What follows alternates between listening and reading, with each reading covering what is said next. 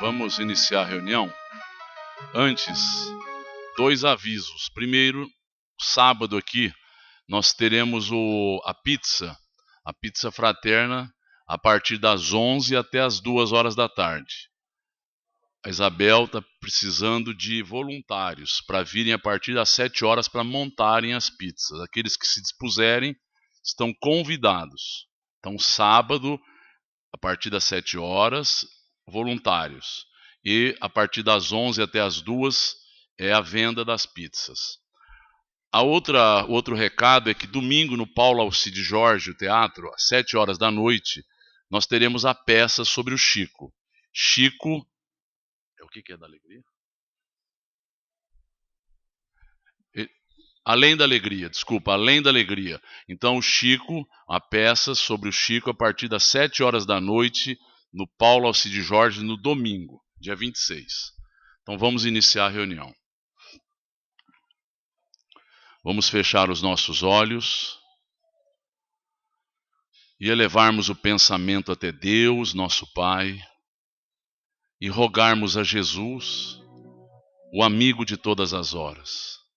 Senhor Jesus, rogamos a Tua proteção, o Teu amparo, que as Tuas bênçãos possam se fazer neste ambiente junto a cada um de nós que aqui estamos, na evangelização, na mocidade, que se fazem simultâneas a esta reunião, logo na sequência, no tratamento espiritual através do passe, que possamos todos recebermos, Mestre, a Tua proteção através desses amigos que dirigem este núcleo, a Dona Emília Santos, o tio Rolandinho, a tia Bebé, a Dona Irma Ragazzi Martins, a Dona Benedita Fernandes e tantos outros espíritos que amparam, que orientam, que possam estar conosco.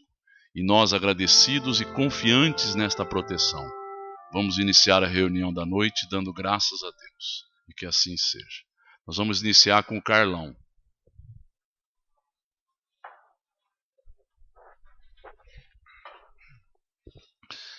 Boa noite a todos. Na sequência do estudo do Livro dos Espíritos, nós comentaremos hoje o item intitulado aqui, Visitas Espíritas entre Pessoas Vivas. O que é isso, meu Deus? As questões 413 a 418. Allan Kardec, nesse capítulo ainda, ele trata da emancipação da alma. Então ele está falando, Allan Kardec, de situações, de algumas circunstâncias em que nós saímos do corpo, em que a nossa alma se emancipa, ou seja, que ela começa a viver, tem a vida emancipada, independente do corpo físico, a partir do desdobramento. E nós vamos ver então algumas situações. Primeiro, uma conceituação rápida que nós precisamos ter sempre em mente da nossa, o que somos nós, qual é a nossa constituição efetivamente. Então nós somos aqui um espírito, o ser inteligente, que tem vontade, que ama, que odeia. Esse é a centelha divina. Apresentamos um corpo físico, que é o veículo de manifestação nossa aqui no mundo material. E temos esse elemento intermediário que é o perispírito, que faz a ligação entre o ser imortal, o espírito, e o corpo físico, o perispírito. Esses dois estão sempre juntos. Ocorre que, em determinadas circunstâncias, o nosso corpo físico, o nosso perispírito, o nosso corpo espiritual, que está sempre junto com o espírito, se emancipam, se desdobram, saem do corpo, afastam-se do corpo. Então vejam aqui o desenho, tá? O corpo físico deitado e através a ligação que se faz entre corpo físico e perispírito sempre frequente, a não ser que haja a morte. Então essa ligação se rompe, esse fio se rompe e em determinadas circunstâncias, portanto, esse ser se desdobra, sai do corpo. Esse é o fenômeno que Allan Kardec chama de emancipação da alma. Então são circunstâncias onde a nossa alma, o nosso ser imortal, ele vai ter a vida independente do corpo físico. Isso acontece em algumas circunstâncias. Por exemplo, Durante a noite, quando dormimos, durante o sono, o corpo repousa e a alma vai para outros locais. O fenômeno da mediunidade também acontece, o desdobramento, o espírito sai do corpo e entra em contato com espíritos desencarnados para dar a comunicação mediúnica. Nós vamos ver aqui, então, a respeito da comunicação entre vivos, algumas passagens que estão retratadas por André Luiz, pela psicografia de Chico Xavier. Alguns trechos que vão nos esclarecer essa situação das visitas espíritas entre pessoas vivas. O que é isso? São duas pessoas que estão encarnadas e que, no entanto, se encontram no plano espiritual. Como assim? Eu me encontrar com um amigo aqui encarnado é simples, vou até a casa dele durante o dia, bato na porta, tudo bem. Agora, isso, Kardec fala, é possível também em espírito. Então, o nosso corpo, o corpo de um, o corpo de outro, em repouso, e os dois se encontram no plano espiritual, como se estivessem desencarnados. Então, é a questão 413 que Kardec faz aos espíritos. Do princípio da emancipação da alma, que nós já vimos ali, parece decorrer que temos duas existências simultâneas. A do corpo, que nos permite a vida de relação ostensiva, e a da alma, que nos proporciona a vida de relação oculta. É assim, os espíritos, no estado de emancipação, prima a vida da alma. Né? Então, quando existe o desdobramento, a vida da alma é que se manifesta. Contudo, não há verdadeiramente duas existências. São antes duas fases de uma só existência, porquanto o homem não vive duplamente. O que é importante frisar aqui, a nossa consciência está no lugar só. O meu espírito desdobrou, e eu estou lúcido do outro lado, a consciência foi. O corpo físico fica apenas em estado de sono, em estado de... As condições vitais prevalecem, continuam. No entanto, a consciência, o raciocínio, a vontade seguem, continuam, vão para outra etapa. E nós vamos ver, então, algumas circunstâncias que acontecem descritas por André Luiz. Aqui nós temos um caso interessante, está no livro Nos Domínios da Mediunidade, o desdobramento de Castro. Castro é um médium, ele está numa reunião mediúnica, sentadinho à mesa, né, tem a mesa, sentado à mesa, ele tem uma faculdade peculiar, o chamado desdobramento. O que é isso? Ele está sentado na mesa e faz a prece, e aí ele como que caísse em sono, em estado de sono. Fica sentadinho, mas como se estivesse em estado de sono. E o seu corpo espiritual começa a se desdobrar, sai do corpo. E ele começa, interessante, com o corpo físico dele, a descrever a viagem que ele está fazendo. E ele narra os locais por onde está passando. Olha, agora estou num lugar muito escuro, cheio de trevas, estou com medo. As pessoas no grupo começam a orar, ele fica mais firme. Passou o local escuro, ele está assistido por dois benfeitores espirituais. E ele segue. Aonde ele está indo? Está indo num pronto-socorro no plano espiritual visitar um companheiro do grupo que tinha desencarnado há alguns dias atrás, que estava lá internado no hospital. E ele vai até lá. Chegando lá, ele fala da beleza do local, do hospital, e se encontra com o Oliveira, o amigo, né, que desencarnado. Ora, Oliveira, isso ele conversando aqui no grupo mediúnico, ele falando, narrando a experiência que ele passava lá no hospital do outro lado. Que bom te ver, que saudade que eu estava de você. Todos sentem a sua falta e se abraçam. Ele faz como que abraçando. E aí ele começa, Oliveira, conversa com a nossa turma, com o nosso grupo, que também tem saudade de você. E o Oliveira começa a falar pelo Castro. E o corpo do Castro começa a trazer a mensagem que o Oliveira falava. Que bom revê-los, meus amigos, que bom estar com vocês. Então veja, é um caso sim de desdobramento mediúnico, saiu do corpo, o corpo físico ficou como que dormindo, e ele foi até o plano espiritual, encontrou-se com o companheiro, e aí retorna e volta ao corpo físico, e aí desperta, a consciência volta, ele desperta. Está no livro Nos Domínios da Mediunidade. Aqui também muito interessante, no mesmo livro, Nos Domínios da Mediunidade, é um caso que é curioso demais. Essa mulher, a Nésia, ela está com um problema em casa. O marido se envolveu com outra mulher. E ela descobre, imagina que isso está acontecendo mesmo, e por intuição percebe que isso está acontecendo, isso vai deixando ela muito angustiada. Ela tem 3 filhas para criar, e o marido abandona inclusive a família, no que diz respeito à parte financeira, descuida da família. E ela fica, então, ela vai nutrindo dentro de si um ódio pela outra mulher, que ela não sabe, mas ela imagina quem seja. Ela imagina quem seja. E num momento desse, olha que coisa interessante. Ela está aqui, a Nésia. Ela está na casa dela pensando, remoendo. Deve ser aquela. E é tão grande como que a evocação que ela faz para aquela mulher, que a mulher aparece em espírito.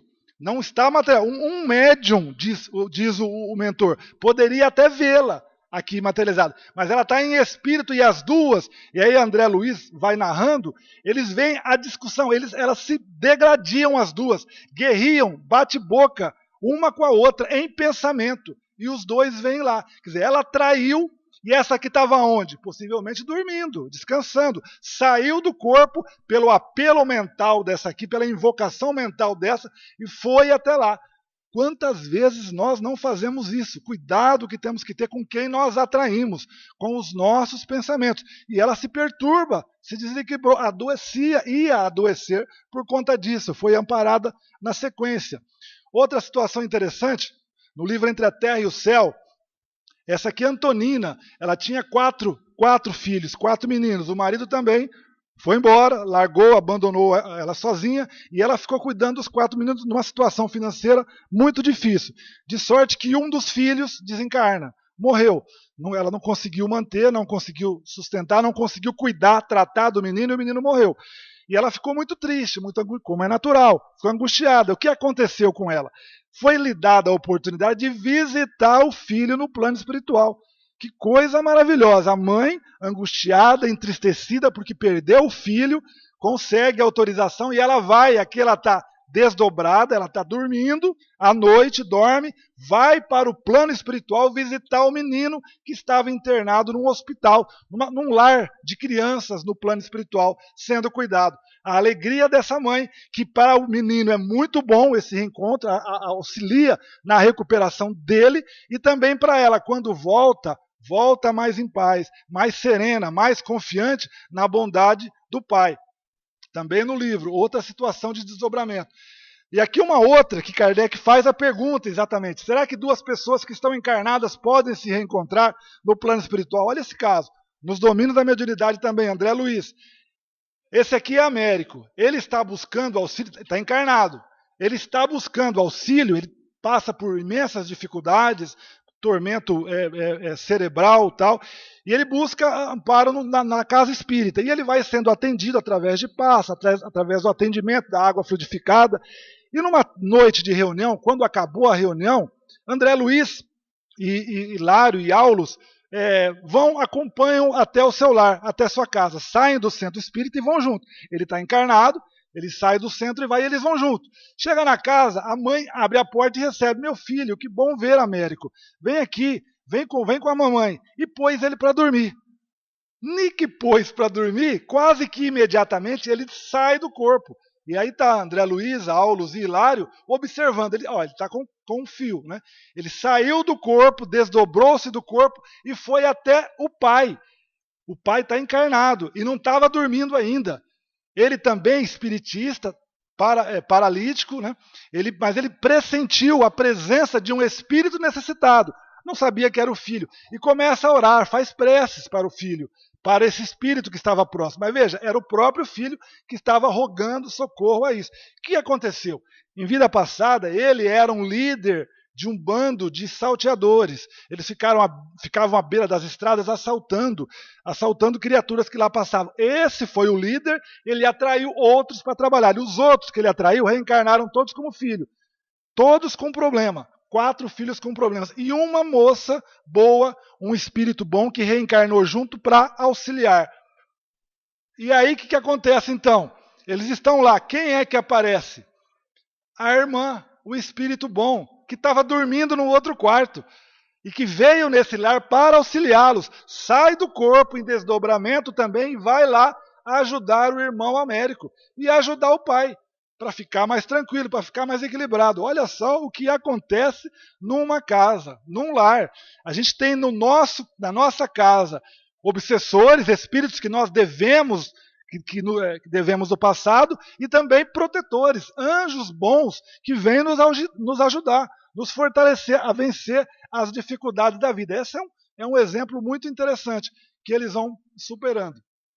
Outro caso interessante, e aí vem uma outra pergunta de Kardec: pode o homem, pela sua vontade, provocar as visitas espíritas? Então veja, eu estou aqui acordado, aí eu quero, quando eu dormir, eu quero me encontrar com tal pessoa. Será que isso é possível? Os espíritos respondem: normalmente, tratando-se de espírito bom, de espírito elevado, a preocupação mundana é uma. Quando vai para o outro lado, as preocupações são outras. Quando se trata de espírito superior.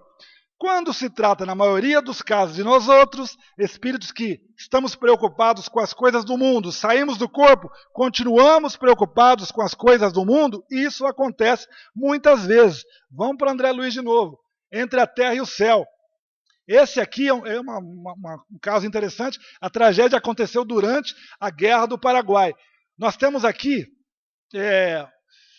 vamos lá, esse aqui é Leonardo.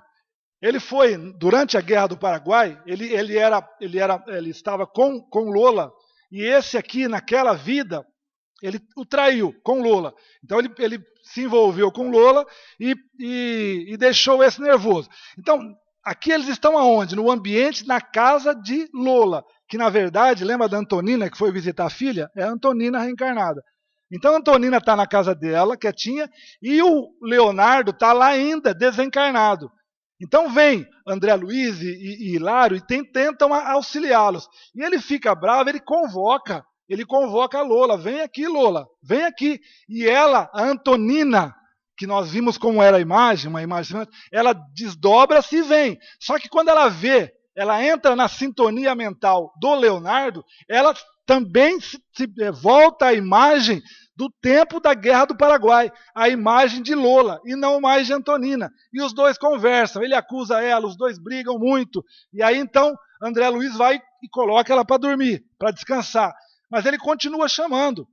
Então o que ele faz? Lola, estás aqui, sinto-me tua presença. Onde te ocultas? Ele também invoca. E ela aparece. E na sequência, vixe, o que eu fiz? Na sequência, ele continua chamando.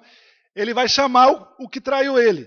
Esteves, homem ou diabo, onde estiveres, em mim ou fora de mim, corporifica-te e vem, estou pronto. Então ela vai dormir e ele convoca então o outro que traiu ele. E esse está encarnado também. Se desdobra e vai lá aparecer atendendo ao chamado. E eles travam uma luta quase de briga. Se não é o Aulus, o Clarencio, aqui no caso, a separá-los, eles tinham brigado, e separam e ficam em paz. Aí é levado. Muito bem, na sequência, vejam bem, esse é aquele lá, tá? É o mesmo aqui.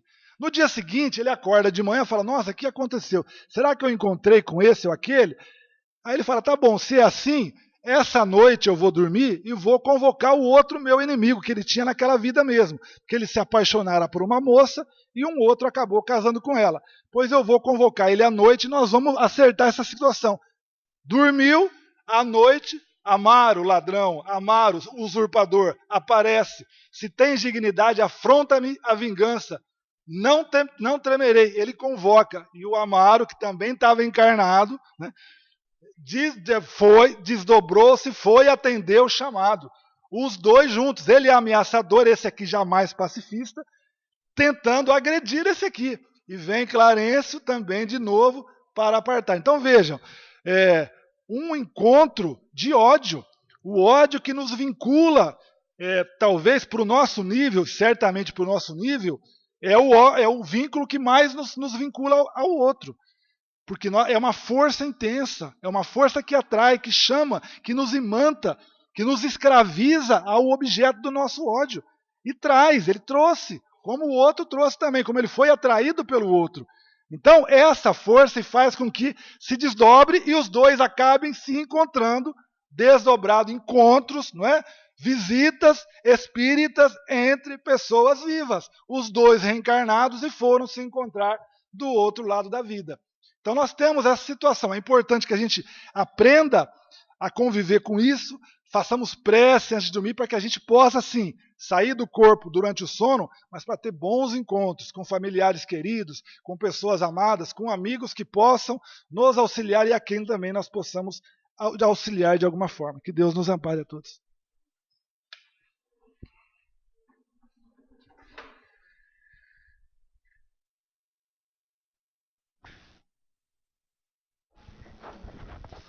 Nós vamos entrar no capítulo Pedi e obtereis. E o Cristo nos fala que quando nós quisermos orar, que nós não façamos como os hipócritas, que se ficam de pé nas esquinas das ruas e também e ficam de pé na sinagoga.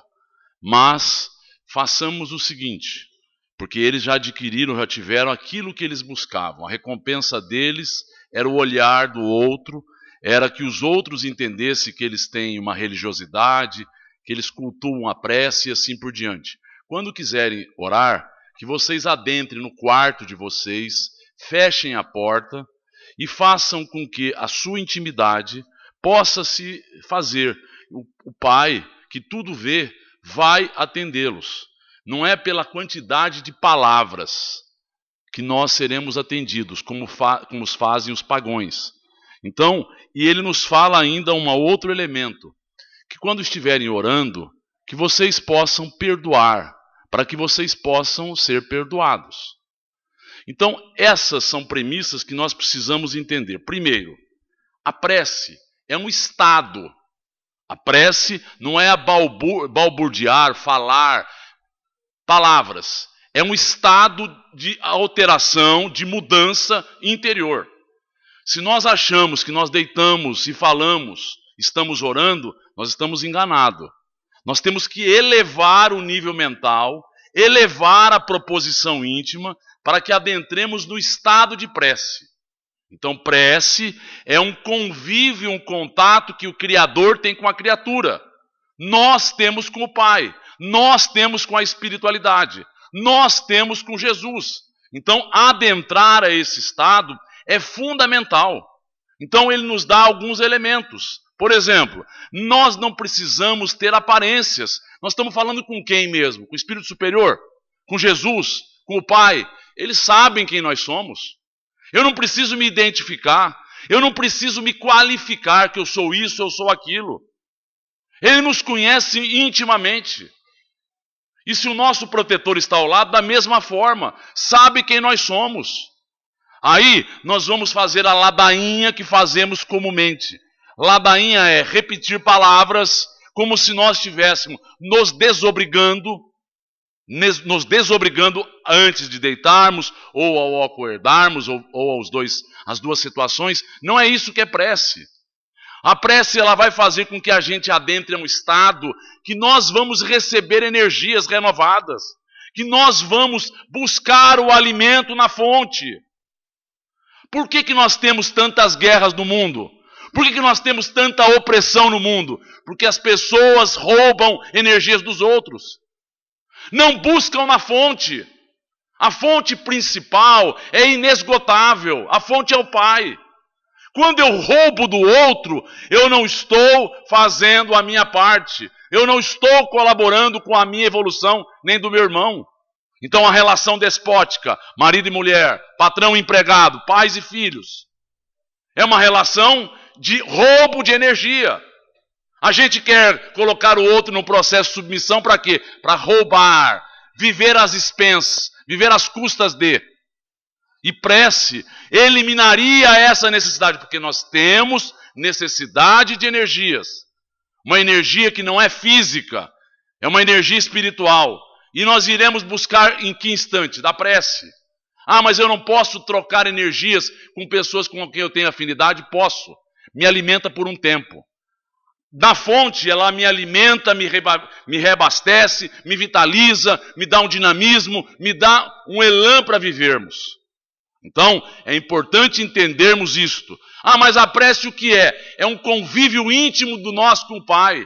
Nós com a espiritualidade. Abrir o coração. Ser o mais sincero possível. mostrar as nossas agruras, as nossas dificuldades, os nossos problemas, buscar o amparo.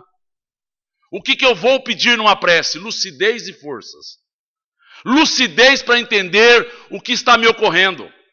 Lucidez para entender que a vida está me dando oportunidades para que eu cresça.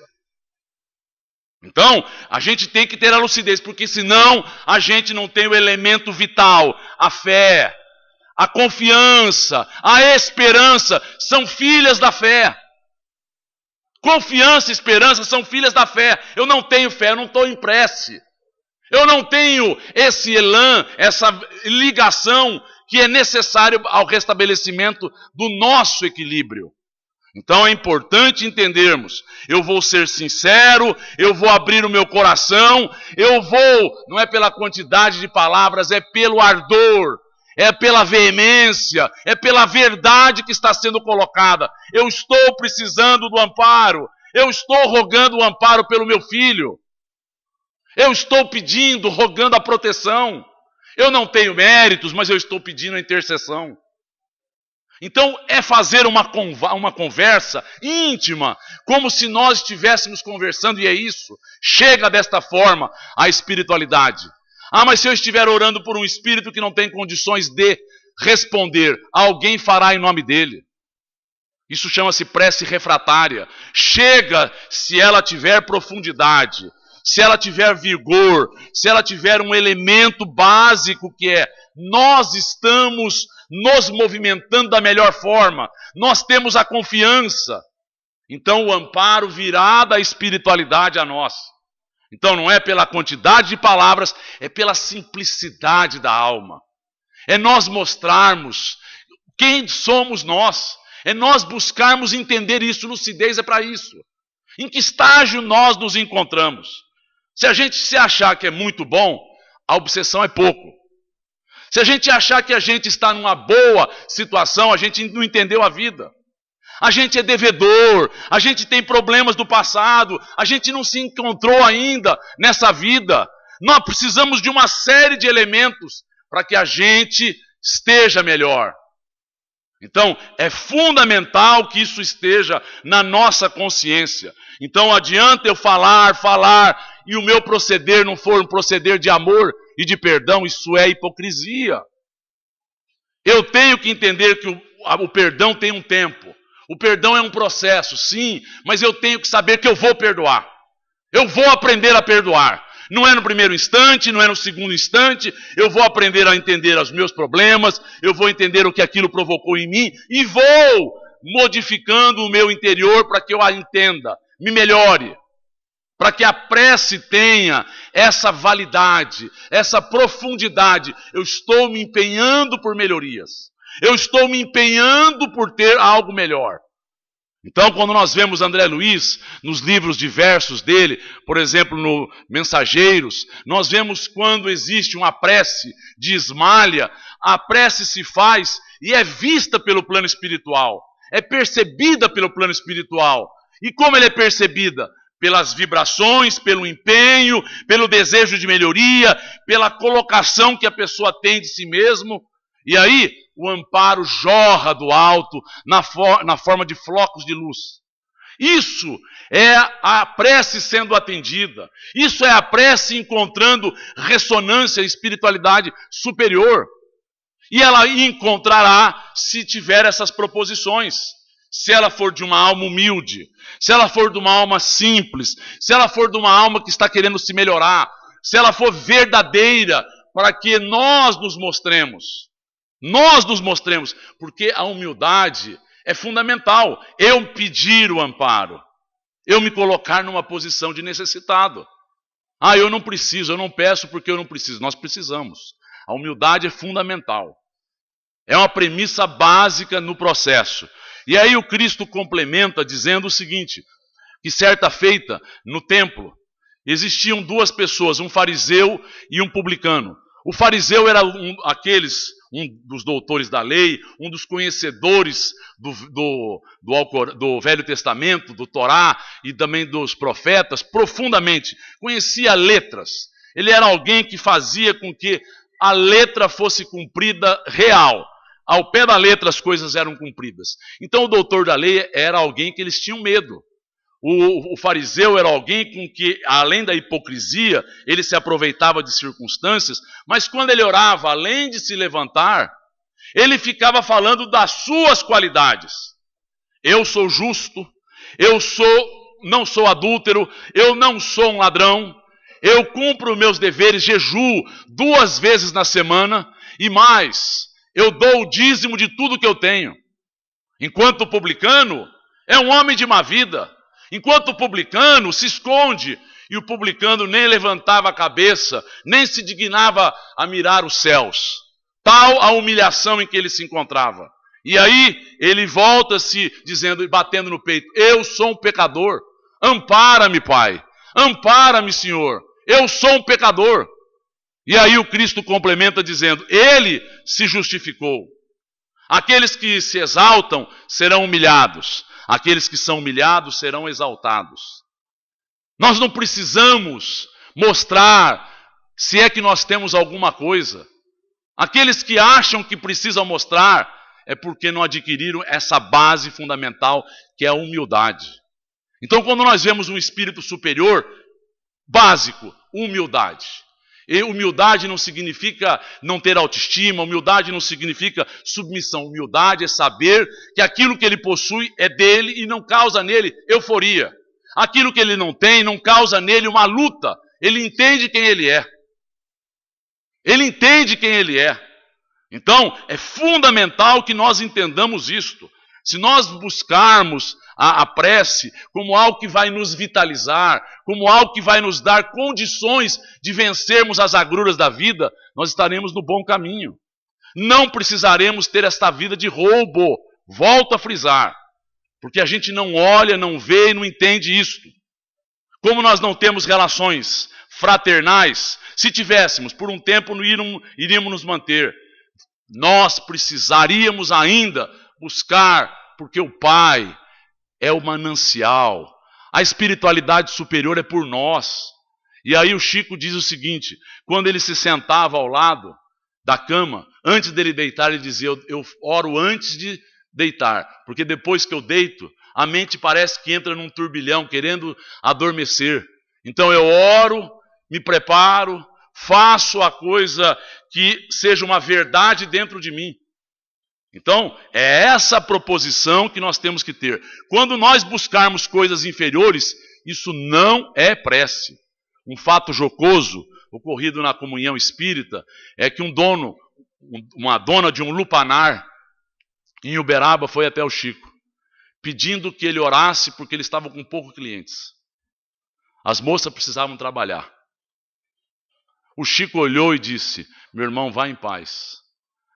Então, nós temos que entender o que é prece, para que nós façamos o melhor, para que nós dignifiquemos a vida, para que nós vençamos o nosso animal, vencermos o nosso passado, vencermos aquilo que nos enraiza na terra. É isso que nós temos que ter, buscar esses elementos. E a prece nos dará toda a proteção, todo o amparo, para que nós vivamos da melhor forma. E nós precisamos confiar na prece. Se a gente confia, não é nas horas difíceis só não, nas horas alegres, é algo corriqueiro, externar, mostrar, buscar, porque a gente entra num outro estado. Se não entrou no outro estado, não entrou em prece. Entendamos isto, relaxemos, respiremos profundamente, vamos agora conversar de forma intensa com o Pai, com Jesus e com a espiritualidade superior, e o amparo se fará, e que Deus nos ampare.